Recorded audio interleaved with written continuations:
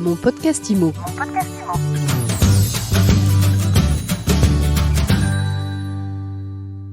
Bonjour et bienvenue dans ce nouvel épisode de Mon podcast IMO. Tous les jours, on fait le tour d'un sujet qui touche de près ou de loin à l'immobilier. Et aujourd'hui, on reçoit Jean-Luc Delafontaine, fondateur de Je bâtis ma maison. Et on parle autoconstruction. Bonjour. Bonjour. Combien de Français font le choix de construire eux-mêmes leur maison ? Alors peut-être encore trop peu parce qu'ils ont peut-être peur de se lancer dans un tel projet ou tout simplement qu'ils n'y avaient pas pensé et que peut-être, vu l'augmentation du prix des matériaux, peut-être que se tourner vers quelque chose de plus écologique va faire que le projet coûtera plus cher. Du coup, une façon de diminuer les coûts, c'est de dire mais pourquoi pas la faire moi-même, tout compte fait. Honnêtement, pour se lancer dans un projet de construction de maison qu'on fait soi-même, il faut avoir du temps, il faut avoir des connaissances. C'est compliqué, c'est quand même pas évident de passer à l'action. Alors, il y a plusieurs possibilités. La première possibilité, c'est quand vous faites une maison, vous pouvez acheter ce qu'on appelle un clé en main. Donc, vous signez un contrat avec une société qui s'occupe de tout. Et le jour où la maison est finie, on vous donne les clés et vous pouvez habiter dedans. Ça, c'est une possibilité classique. Une autre possibilité, c'est de dire, voilà, j'achète une maison en première œuvre fermée.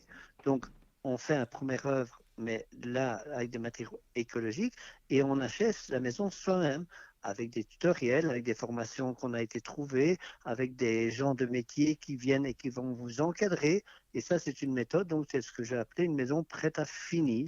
Et vous faites la deuxième partie. Pour donner un exemple, nous, on a construit 2 maisons. La première œuvre, c'est 20 jours.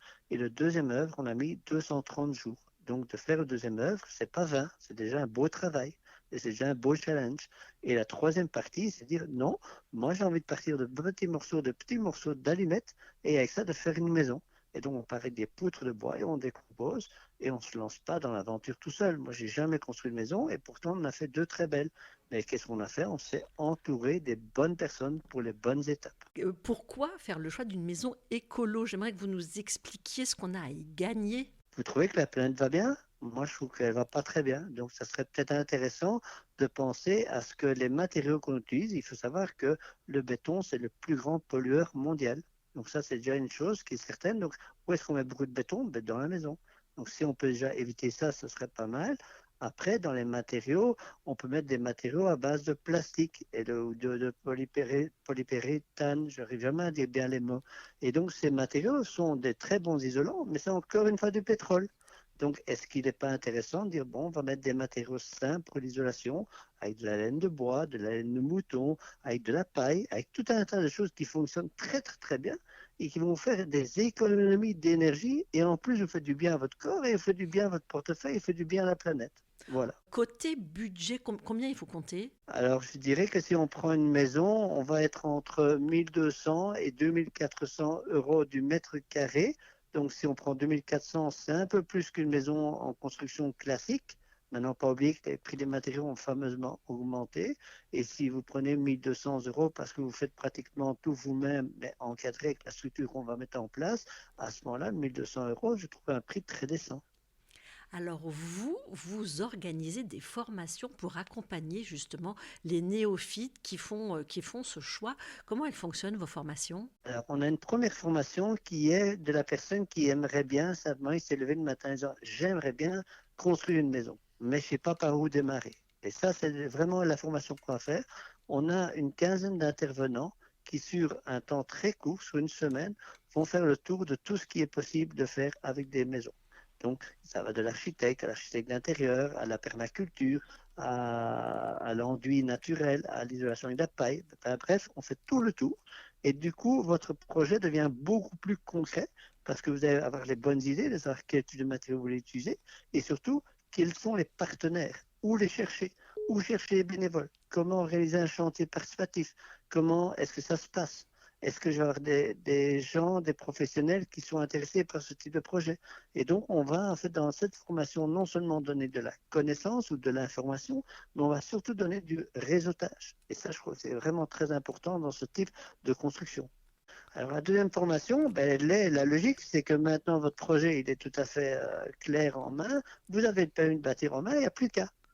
plus qu'à, ce serait bien d'avoir des bénévoles, ce serait bien d'avoir des professionnels.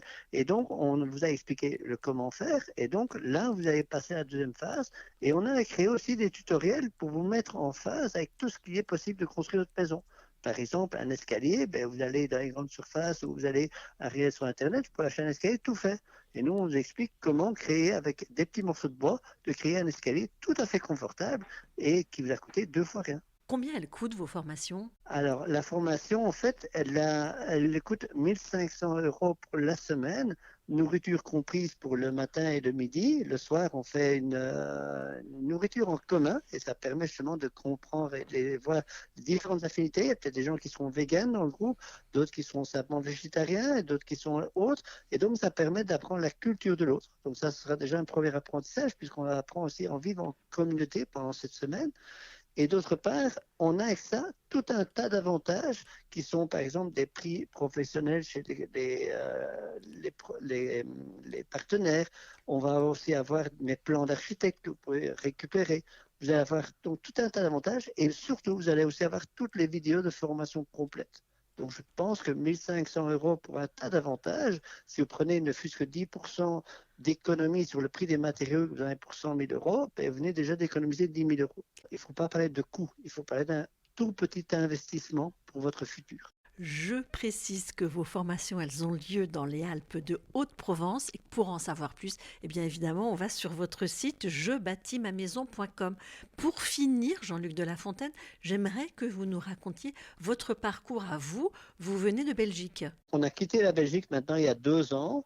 Et on avait un petit terrain à bâtir et on avait envie de le valoriser un petit peu, mais surtout, moi, j'avais déjà bricolé un petit peu en Belgique, j'avais restauré une vieille maison, mais de là à construire une maison, franchement, c'est un autre pas que je n'osais pas franchir. Et puis, on a avancé dans le projet, on a commencé à mûrir un peu la réflexion et on s'est dit, mais si on profitait de ce projet pour faire comprendre aux autres que c'est peut-être pas si compliqué que ça, parce que moi je suis pas du tout du métier, mais que si on est bien entouré pour les bonnes étapes, que tout compte fait, c'est facile. Et non seulement on l'a fait facilement, mais en plus on l'a fait très rapidement. Parce qu'ici, on a quand même construit 2 maisons en 250 jours. Donc ça fait 125 jours par maison, ce qui, je crois, n'est pas grand-chose. Et on est des amateurs. Il y a des jours où on était 6, 8, il y a des jours où j'étais tout seul. Mais si je prends la moyenne, on a 4 personnes pour l'ensemble. Donc, si on reprend de nouveau 125 jours, donc en main-d'œuvre, ça nous fait 500 jours de travail pour faire une maison. Et si on a peur de se jeter à l'eau, Jean-Luc de La Fontaine, est-ce que la bonne option, c'est pas de commencer, je sais pas moi, en construisant une cabane dans le jardin ou un abri pour la piscine ? Il y a peut-être encore mieux que ça.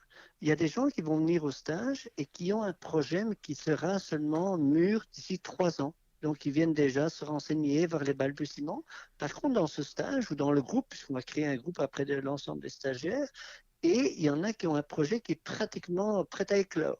Donc, ça veut dire qu'ils ont besoin de bénévoles sur leur chantier pour les différentes étapes. Eh bien, je pense que plutôt que de construire un petit cabanon ou des petites choses qui, tout compte fait, sont très bien de le faire, c'est pas dérangeant de faire ça, mais si on participe au chantier d'un autre, on a fait quelque chose de réel, on s'est rendu utile et surtout, puisqu'il est dans la conception, qu'il y ait des professionnels qui soient sur place pour vous apprendre les bons gestes, vous avez donné du temps, mais en échange, vous avez eu de l'apprentissage et de la connaissance. Donc je crois que votre projet sera plus facile à faire derrière.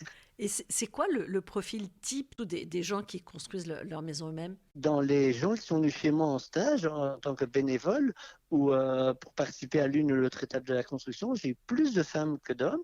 Alors, j'ai eu des gens très jeunes, j'ai eu des gens j'en ai même un de 70 ans qui est venu parce qu'il a fait une maison dans Saint-Bois il y a 20 ans et il voulait voir un peu les nouvelles techniques, ce qui avait changé ou quoi.